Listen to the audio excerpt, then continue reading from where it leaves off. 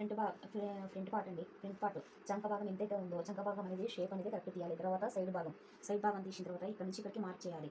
చేసిన తర్వాత neck deep అనేది ఇక్కడ నుంచి ఇక్కడికి షోల్డర్ కానించి ఎంత ఉందో ఈ కాజల పట్టి కొద్దిసి ఇలా మార్క్ చేసుకోవాలి.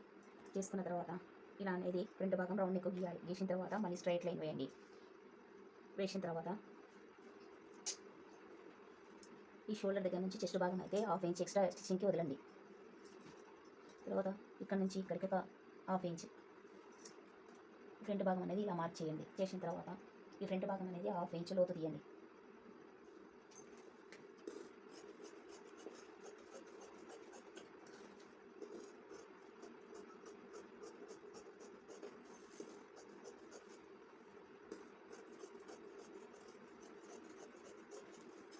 ఇది అనేది ఇలా షేప్ అనేది కరెక్ట్గా కట్ చేసుకుంటే మనకు ఫ్రంట్ భాగం బ్యాక్ భాగం పర్ఫెక్ట్గా వస్తుందండి.